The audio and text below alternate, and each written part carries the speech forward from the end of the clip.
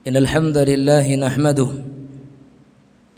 ونستعينه ونستغفره ونعوذ بالله تعالى من شرور أنفسنا ومن سيئات أعمالنا من يهده الله فلا مضل له ومن يضلل فلا هادي له أشهد أن لا إله إلا الله وحده لا شريك له وأشهد أن محمدا عبد الله ورسوله صلى الله وسلم عليه وعلى آله وصحبه ومن تبعهم بإحسان إلى يوم الدين. قال الله عز وجل: يا أيها الذين آمنوا اتقوا الله حق تقاته ولا تموتن إلا وأنتم مسلمون.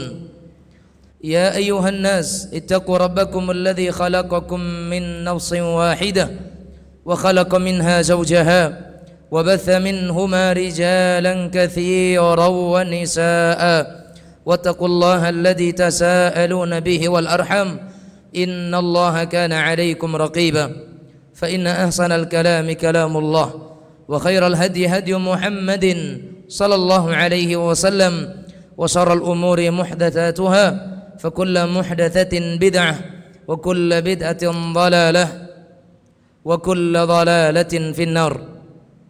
Ma'asyiral muslimin wa zumratul mu'minin, hendaknya kita senantiasa bersyukur kepada Allah Subhanahu wa ta'ala, karena sebagaimana kita ketahui nikmat Allah Subhanahu wa ta'ala senantiasa tercurahkan tanpa henti.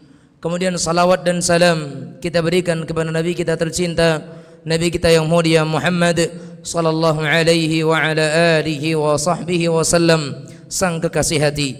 Ikhwani fiddin yang dirahmati oleh Allah Azza wa Jal, musim-musim kebaikan senantiasa menghampiri kita, di mana pada musim-musim kebaikan tersebut Allah Subhanahu wa ta'ala melipat gandakan kebaikan, dan Allah Subhanahu wa ta'ala menghapuskan segala dosa dan keburukan. Dan di antara musim-musim kebaikan yang senantiasa dipertemukan oleh Allah Azza wa Jalla kepada para hambanya adalah awal-awal Dzulhijjah. Dan Allah Azza wa Jalla menjadikan di 10 hari pertama Dzulhijjah menjadi hari-hari yang terbaik di sepanjang tahunnya.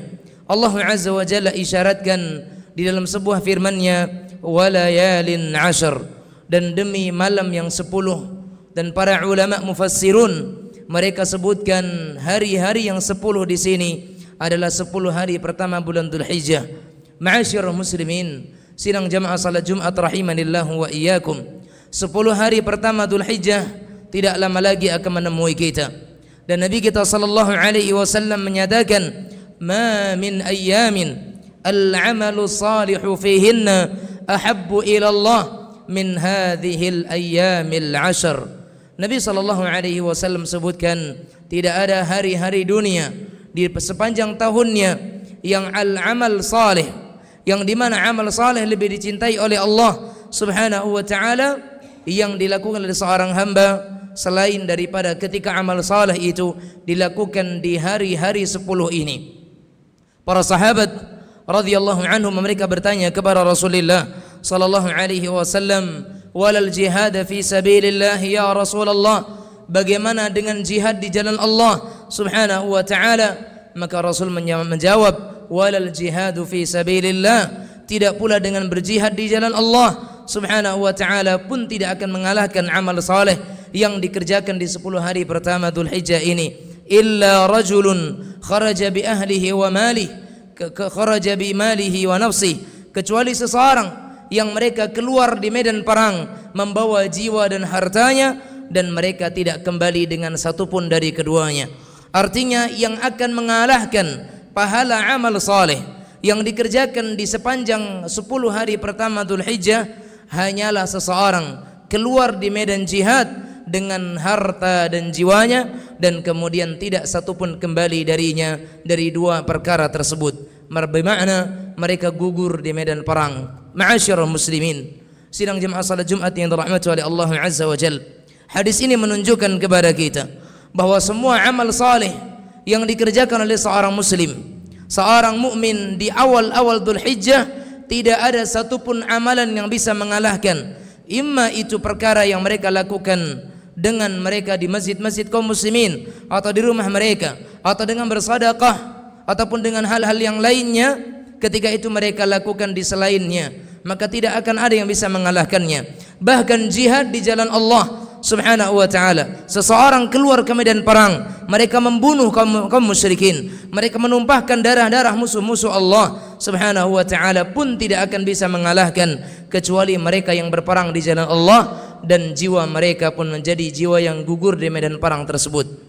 Ma'asyiral muslimin, salah satu di antara rahasia yang mengapa seseorang itu mendapatkan kemuliaan besar di 10 hari pertama Dzulhijjah, karena Nabi kita sallallahu alaihi wasallam sebutkan di 10 hari pertama Dzulhijjah ada hari yang dimana Nabi kita sallallahu alaihi wasallam sebutkan puasa di dalamnya menghapuskan dosa setahun yang telah lalu dan setahun yang akan datang. Ketika Rasulullah sallallahu alaihi wasallam ditanya tentang puasa Arafah, su'ila saum yaumi Arafah, maka beliau sallallahu alaihi wasallam menjawab, ahtasibu 'ala Allah an yukaffira sanata allati qablaha was sanata allati ba'daha. Aku berharap kepada Allah puasa hari Arafah itu akan menghapuskan setahun yang telah berlalu dan dosa setahun yang akan datang. Rasul kita sallallahu alaihi wasallam menyatakan yukaffiru sanatal madhiyata wal baqiyah.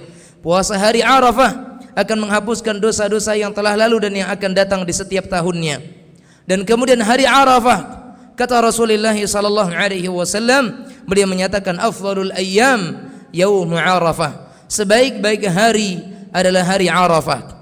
Bahkan Nabi kita sallallahu alaihi wasallam menyatakan khairud du'a du'a'u yaumi Arafah. Sebaik-baik doa adalah doa di hari Arafah. Sehingga seorang mukmin dan muslim di hari Arafah dianjurkan untuk memperbanyak doa, Rabbana atina fid dunya hasanah wa fil akhirati hasanah wa qina adzabannar. Dan amalan ini secara umum baik bagi orang-orang yang mereka wukuf di Arafah ataupun kita selain daripada mereka. Dan puasa Arafah hanya disyariatkan untuk mereka hamba-hamba Allah yang tidak menjadi tamu-tamunya, menjadi para hujajullah. Ma'asyiral muslimin, Nabi kita sallallahu alaihi wasallam menyatakan khairud du'a, sebaik-baik doa adalah di hari Arafah. Dan hari Arafah adalah 9 Dzulhijjah dan dia terletak di 10 hari pertama Dzulhijjah, sehingga memang menjadi hari-hari yang terbaik di sepanjang tahunnya. Rasul kita sallallahu alaihi wasallam ketika menyatakan sebaik-baik doa memiliki makna yang sangat dalam, bahwa doa siapapun dan doa apapun itu yang dipanjatkan oleh seorang muslim di tanggal 9 Dzulhijjah atau tepatnya di hari Arafah, maka doa itu mustajabah, doa itu akan dikabulkan oleh Allah tabaraka wa taala. Nabi kita sallallahu alaihi wasallam juga menyatakan ma min yaumin akthar min an yu'tiqallahu fihi 'abdan minan nar min yaumi Arafah wa innahu la yadnu thumma yubahi bihimul malaika fayaqulu ma arada haula. Di hari Arafah Nabi kita sallallahu alaihi wasallam menyatakan tidak ada hari di sepanjang tahun di mana Allah Azza wa Jalla lebih banyak mengeluarkan dan membebaskan hamba-hambanya dari neraka Allah Subhanahu wa taala selain daripada hari Arafah. Dan sesungguhnya Allah Azza wa Jalla mendekat. Kemudian Allah Azza wa Jalla akan membanggakan mereka di hadapan para malaikat-malaikat Allah Subhanahu wa taala. Kemudian Allah menyatakan ma arada haula, apa yang manusia itu mereka inginkan dariku.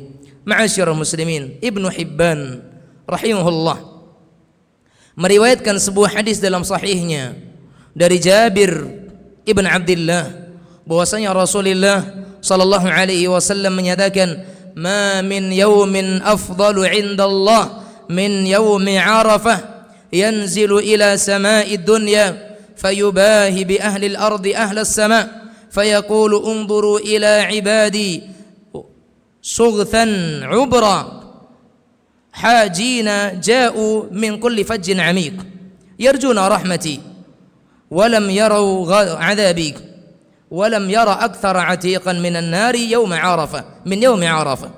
Kata Rasulullah sallallahu alaihi wasallam menyebutkan bahwasanya Allah Azza wa Jalla turun pada hari Arafah ke langit dunia. Kemudian Allah Subhanahu wa taala membanggakan hambanya di hadapan para malaikat-malaikat Allah yang ada di sisi Allah Azza wa Jalla. Kemudian Allah Azza wa Jalla berfirman, Unzuru ila ibadi. Lihatlah oleh kalian kepada para hamba-hambaku itu. Mereka datang kepadaku dengan rambut yang kusut, kain-kain yang berdebu dari segala penjuru dunia. Mereka mengharapkan akan datang mendapatkan rahmatku, dan semua mereka itu adalah orang-orang yang datang untuk berhaji, melaksanakan ibadah karenaku. Maka kata Allah Azza wa Jalla, mereka tidak akan melihat adabku, dan Allah Azza wa Jalla lebih banyak mengeluarkan hamba-hambanya dari neraka Allah Azza wa Jalla di hari Arafah tersebut. Dan kemuliaan Arafah, ma'asyar muslimin, bukanlah hanya bagi para hujajullah, para hujaz, tidak, tetapi keutamaan Arafah juga didapatkan oleh orang-orang dan hamba-hamba Allah yang mereka belum mendapatkan panggilan Allah Subhanahu wa taala untuk menjadi tamunya. Ma'asyar muslimin, lihat bagaimana dalam hadis riwayat Imam Malik dalam Muwatta'nya, bahwasanya Rasulullah sallallahu alaihi wasallam menyatakan, "Ma ru'ya syaitanu yawma huwa fihi asghar wala aqar wala aghyad min hadhihi yawm," atau min hadha yawm, atau fi yaumi Arafah.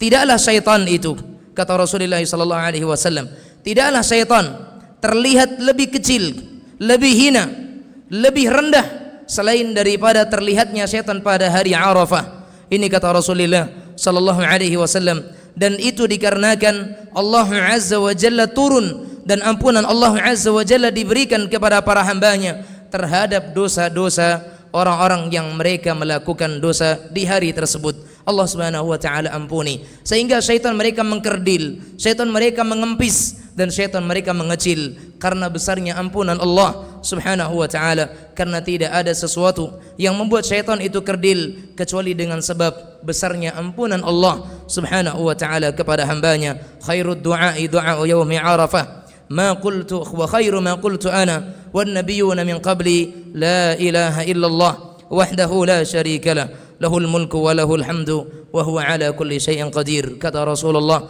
sebaik-baik doa dan ucapan adalah ucapan yang diucapkan di hari Arafah, dan ucapan yang terbaik yang aku ucapkan dan para nabi-nabi sebelumku mereka ucapkan adalah la ilaha illallah wahdahu la syarika lah, lahul mulku wa lahul hamdu wa huwa ala kulli syai'in qadir. Dan ucapan ini dianjurkan oleh Rasulullah sallallahu alaihi wasallam untuk diperbanyak diucapkan di hari Arafah. Aqulu ma tasma'un wa astaghfirullah li wa lakum wa tubu ilaihi fastaghfiruh innahu khabirum bima ta'malun.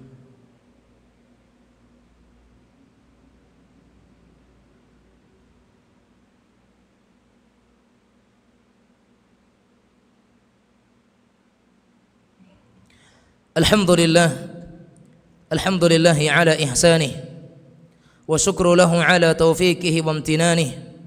Ashhadu an la ilaha illallah wahdahu la syarika lahu ta'ziman li sya'nihi, wa ashhadu anna Muhammadan abdullahi wa rasuluhu ad-da'i ila ridwanihi. Allahumma salli wa sallim wa barik alaihi wa ala alihi wa ashabihi wa man tabi'ahum bi ihsanin ila yaumi liqa'ih. Thumma amma ba'd. Ma'asyar muslimin, di hari Arafah Allah Subhanahu wa taala mensyariatkan untuk seseorang itu memperbanyak doa kepada Allah, bersedekah, memperbanyak permintaan kepadanya tabaraka wa taala, dan juga disyariatkan untuk berpuasa padanya. Dan datang satu hari setelah hari Arafah, Yaumun Nahr, di mana Allah Azza wa Jalla mensyariatkan bagi hamba-hamba Allah untuk menyembelih hewan kurbannya. Bahkan tidak ada ibadah yang paling mulia yang dilakukan oleh seseorang di 10 Dzulhijjah selain daripada seseorang mengalirkan darah untuk Allah Subhanahu wa taala sebagai bentuk ketakwaan kepadanya. Allah Azza wa Jalla nyatakan, lan yanalallaha luhumuha wala dima'uha walakin yanaluhu taqwa minkum. Yang sampai kepada Allah bukanlah darahnya, bukanlah dagingnya, akan tetapi yang sampai kepada Allah dari kurban itu adalah ketakwaan kita kepada Allah Subhanahu wa ta'ala. Kalaulah sekiranya kurban itu adalah bentuk ketakwaan kepada Allah, maka jangan jadikan ibadah kurban sebagai sesuatu yang kemudian kita berbangga dengannya, sehingga kita upload di media sosial kita, di semua akun sosial kita, kita upload di WhatsApp, di Instagram, di YouTube, di Facebook, di semua instastory kita, di story-story akun sosial media kita, semua kita beritahukan manusia sebagai bentuk riya ataupun sum'ah ataupun rasa bangga kita kepada Allah, sementara kita belum tahu apakah ibadah itu telah diterima oleh Allah Azza wa Jalla. Kurban adalah bentuk ketakwaan kepada Allah, dia adalah ibadah Sehingga yang namanya ibadah hendaknya kita bersihkan dari segala hal yang bisa menjadikan ibadah itu hilang. Karena di samping di sana ada pembatal-pembatal ibadah, di sana juga ada pembatal-pembatal nilai pahala ibadah kita. Oleh karenanya ma'asyiral muslimin, kami wasiatkan kepada diri kami pribadi dan kami ingatkan kepada seluruh kita yang hadir, jangan jadikan ibadah kurban kita untuk mendapatkan ridha manusia, untuk mendapatkan jempol manusia, untuk menjadikan sukanya manusia. Namun jadikan ibadah kurban kita itu semata-mata untuk Allah tabaraka wa ta'ala. Bukankah Allah nyatakan inna salati wa nusuki wa mahyaya wa mamati lillahi rabbil alamin la syarika lah wa bidzalika umirtu. Kata Allah azza wa jalla, inna salati, sesungguhnya salatku, wa nusuki, sembelihanku, wa mahyaya, hidupku, wa mamati, kematianku, lillahi rabbil alamin, untuk Allah Rabb semesta alam, la syarika lah, tidak ada sekutu bagi Allah Azza wa Jalla, dan untuk itu pula lah aku diperintahkan. Oleh karenanya ma'asyiral muslimin, Nabi Muhammad sallallahu alaihi wasallam diperintahkan untuk mengikhlaskan amalannya untuk Allah semata. Maka tentunya kita lebih perlu untuk mengingat-ingat bahwasanya wa ma umiru illa liya'budullaha mukhlishina lahuddin. Dan orang-orang yang mereka itu riya, orang-orang yang mereka itu menampakkan amal saleh mereka semata-mata hanya untuk dipuji oleh manusia, mereka lah orang-orang yang kata Allah Azza wa Jalla terdapat pada dirinya itu sifat-sifat orang munafik, yura'unan nas. Mereka itu riya ketika mengamalkan ibadah, wala yadhkurunallaha illa qalila, dan mereka tidak beribadah kepada Allah, mereka tidak mengingat Allah, mereka tidak berzikir kepada Allah kecuali hanya semampu ataupun seperlu dan sedikit saja. Dan Allah Azza wa Jalla ancam mereka, innal munafiqina fid darkil asfali minan nar wa ma hum bikharijin minha. Orang-orang yang mereka munafik diancam oleh Allah, mereka itu akan dibenamkan di dalam keraknya jahannam, wa na'udzubillah. Semoga Allah Azza wa Jalla melindungi kita daripada segala bentuk keburukan-keburukan dan kemaksiatan. Akhiran ma'asyiral muslimin, Nabi kita sallallahu alaihi wasallam ketika menyebutkan akan kemuliaan 10 hari pertama Dzulhijjah, maka beliau mengakhiri sabda beliau dengan mengatakan, fa'akthiru fihinna minat takbir wat tahlil wat tahmid. Kata Rasulullah sallallahu alaihi wasallam, maka perbanyak di hari-hari tersebut dengan mengucapkan takbir, mengucapkan tahlil, mengucapkan tahmid. Oleh karenanya ma'asyiral muslimin, sejak hilal itu tampak dan sejak pemerintah kita nanti mengumumkan bahwasanya esok sudah tanggal 1 Dzulhijjah, maka di saat itu pula seseorang sudah disyariatkan untuk memperbanyak lafaz takbir, dan mereka bertakbir kepada Allah dengan menyatakan Allahu Akbar, Allahu Akbar, Allahu Akbar, la ilaha illallah wallahu akbar, Allahu Akbar walillahil hamd. Di setiap saat mereka, ketika mereka bekerja, di perjalanan mereka, di pasar-pasar mereka, barulah nanti kemudian ketika subuh tanggal 9 Dzulhijjah di hari Arafahnya disyariatkan untuk memperbanyak takbir di setiap kali usai seseorang dari salat jamaahnya atau salat wajibnya hingga terbenamnya matahari di tanggal 13 Dzulhijjah. Oleh karenanya ma'asyiral muslimin, di 13 hari tersebut kita diperintahkan oleh Rasulullah sallallahu alaihi wasallam untuk memperbanyak takbir kepada Allah, karena kata Allah Azza wa Jalla, wadhkurusmallahi fi ayyamin ma'lumat, dan berzikirlah kepada Allah, bertakbirlah kepada Allah pada hari-hari yang telah dimaklumi, yaitu di 13 hari pertama bulan Dzulhijjah. Semoga Allah Azza wa Jalla memberikan taufik kepada kita, dan semoga Allah Subhanahu wa taala menjadikan semua amal kita ikhlas karenanya. Allah hapuskan dengannya dosa-dosa kita, dan Allah terima semua amal-amal kebaikan kita. Innallaha wa malaikatahu yusalluna 'alan nabi ya ayyuhalladzina amanu sallu 'alaihi wa sallimu taslima. Allahumma salli 'ala Muhammad wa 'ala ali Muhammad kama sallaita 'ala Ibrahim wa 'ala ali Ibrahim, wa barik 'ala Muhammad wa 'ala ali Muhammad كما باركت على إبراهيم وعلى آل إبراهيم إنك حميد مجيد. اللهم اغفر للمسلمين والمسلمات والمؤمنين والمؤمنات الأحياء منهم والأموات إنك سميع قريب مجيب الدعوات. آمين يا قاضي الحاجات. ربنا اغفر لنا ولإخواننا الذين سبقونا بالإيمان ولا تجعل في قلوبنا غلا للذين آمنوا ربنا إنك رؤوف رحيم. اللهم آت نفوسنا تقواها وزكها أنت خير من زكاها أنت وليها ومولاها. اللهم تقبل منا إنك أنت السميع العليم وتب علينا إنك أنت التواب الرحيم.